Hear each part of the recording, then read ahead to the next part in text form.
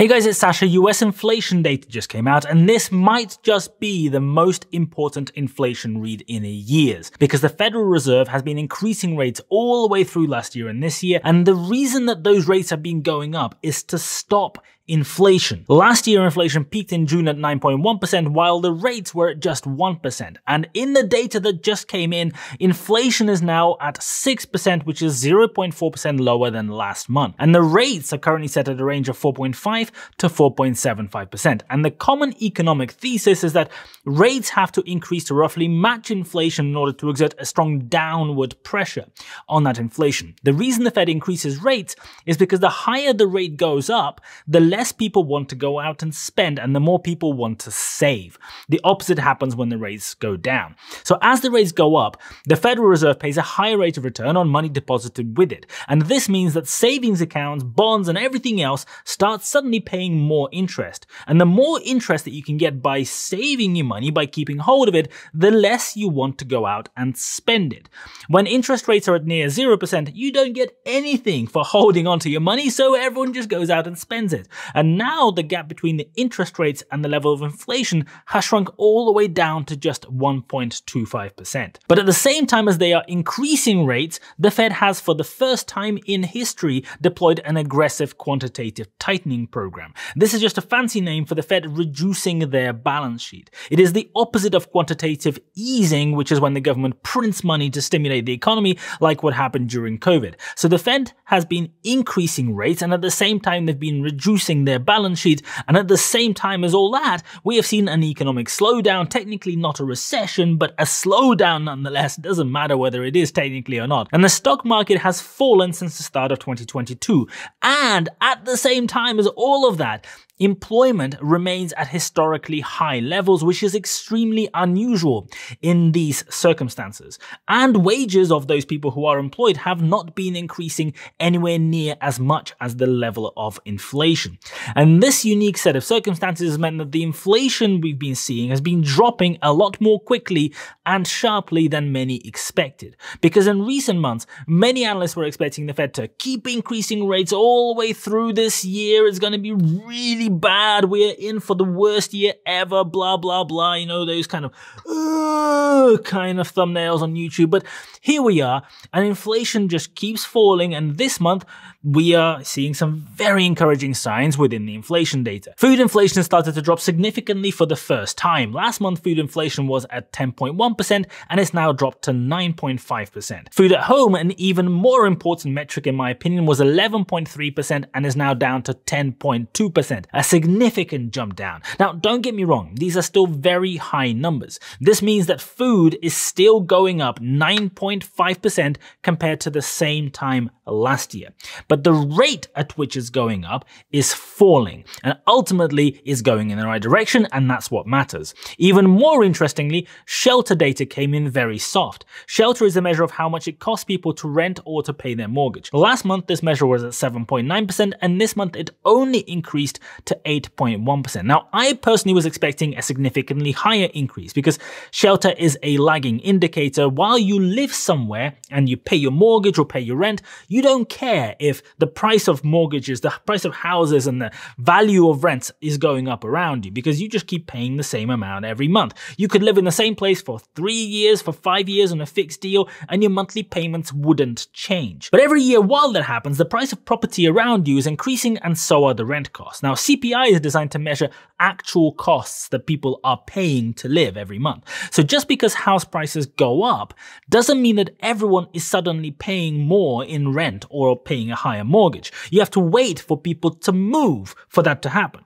So the shelter figure is always delayed as a result in the CPI because of that.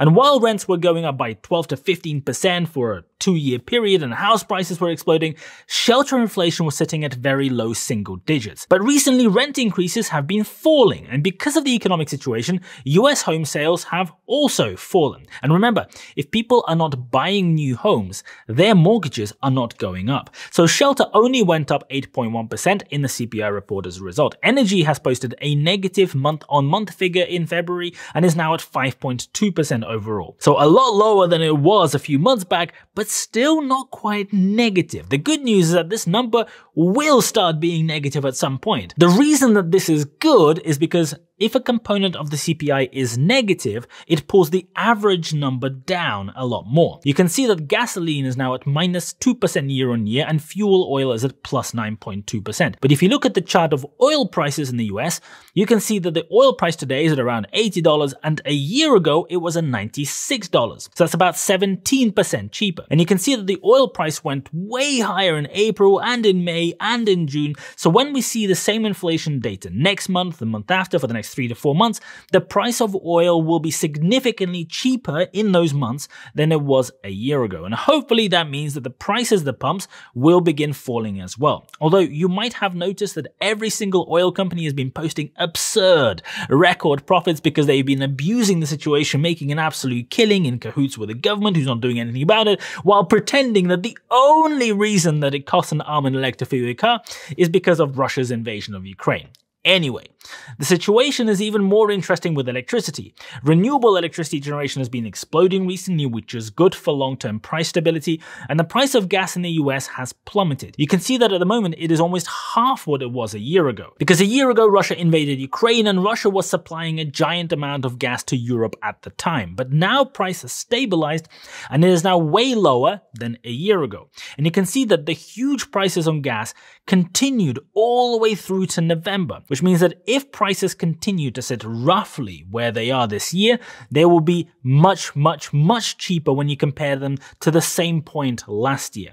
But looking back at inflation, electricity is still sitting at plus 12.9% year on year, and utility gas is at 14.3%. So what's going on? How come consumers have to pay 14.3% more if the price of gas is down 50%? Well, the energy companies will tell you that this is because of, complicated reasons. They have to do all this buying of gas and long contracts. They are locked in on all these high commodity prices and it will take time for it to filter through to you and to your utility bills. Of course, when the price goes up, this argument does not apply and the energy company will increase your rates right away because, they have to pay for the gas because they're a bunch of greedy pigs. But anyway, these energy prices have to come down eventually. And you can see that already in February, the price of gas is down 8% month on month. And the rest of the index is looking very good too. New car prices are at just 5.8%, but the last 2 months have only gone up by 0.2% month on month each. So the trend is very much down.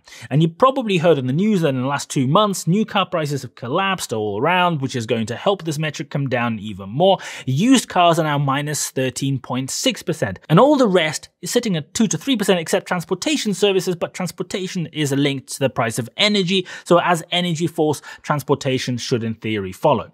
So the reason this inflation data is so good is that every single major component is trending down. And we have data showing that they will continue trending down. Food has finally started coming down as well after being resiliently high. Energy inflation is falling and is on track to be negative soon. Car prices are falling. The shelter number in the CPI is now higher than the actual increases in rents and house prices. So although it is a lagging indicator and will probably continue going up for a few months because of that, the future shelter numbers will now be lagging today's data, and the longer that continues, the more downward pressure there will be on the shelter number overall, and eventually it will have to start coming down too. And if you're the Fed, you're sitting there looking at all of these numbers. What do you do?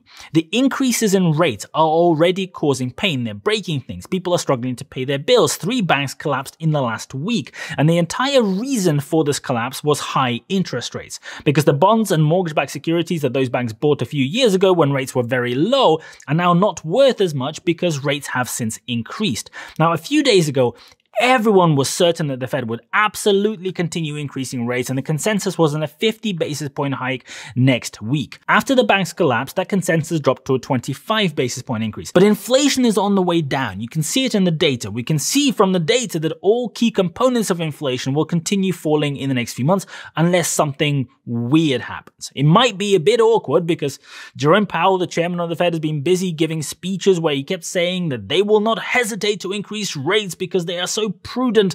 He even gave one of those speeches last week, hours before the first of the banks started collapsing. So he might look a little bit silly if the Fed does not come through and actually increase rates at the meeting next week.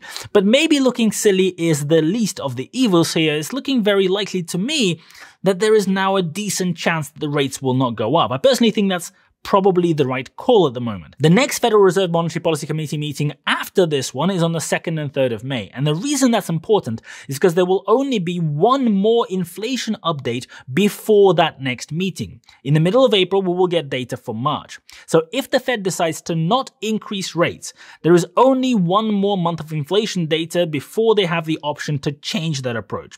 They could go and increase it at that next meeting. On the other hand, if they do increase rates now and more banks start collapsing, the situation gets out of hand, it might come back to bite. They might have to call an emergency meeting, maybe do an emergency drop in the rate out of nowhere. This does happen sometimes. They drop the rates in an emergency meeting on a Sunday when COVID first turned up. And I guess they don't really want that situation to happen. And here is the thing.